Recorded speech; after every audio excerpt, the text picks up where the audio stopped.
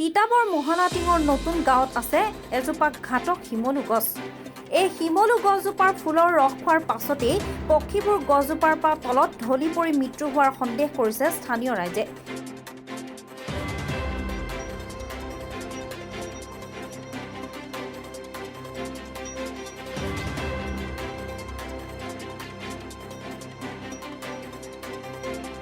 এই ঘাটক শিমলুজোপাৰ ফুলৰ ৰস সেৱন কৰাৰ পিছতেই দৈনিক 14 পৰা 15 জনী ভাটৌ, মইনা, বুলবুলিকে ধৰি বিভিন্ন প্ৰজাতিৰ চৰাই মৃত্যু হোৱাৰ সন্দেহ কৰিছে স্থানীয় লোকে।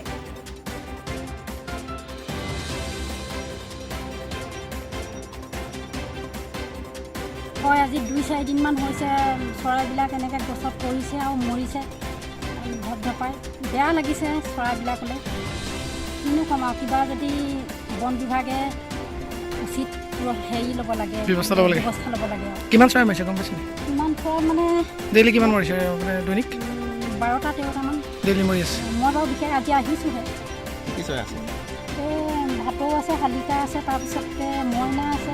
বিভিন্ন প্ৰজাতিৰ পক্ষী মৃত্যু হোৱাৰ পাছতেই এই অঞ্চলৰ গাঁওবাসী এতিয়া চিন্তিত হৈ পৰিছে। স্থানীয় লোকে তিতাবৰ বন বিভাগক খবৰ দিছে যদিও বন বিভাগৰ কোনো লোকে বৰ্তমানেও উপস্থিত হোৱা নাই। অতি শীঘ্ৰে বন বিভাগক কিবা ব্যৱস্থা গ্ৰহণৰ দাবী জনাইছে স্থানীয় ৰাইজে। হয়, এইটো এটা অতিকৈ দুখজনক খবৰ যে আমাৰ ইয়াত বিভিন্ন চৰাই চিৰিকটি মৃত্যু মুখত পৰিবলগীয়া হৈছে এজোপা শিমলু গছৰ তলত। কিহৰ কাৰণে হৈছে এইটো আমি এতিয়ালৈকে একো জনা নাই। এইটো এটা অত্যন্ত ৰহস্যজনক ঘটনা।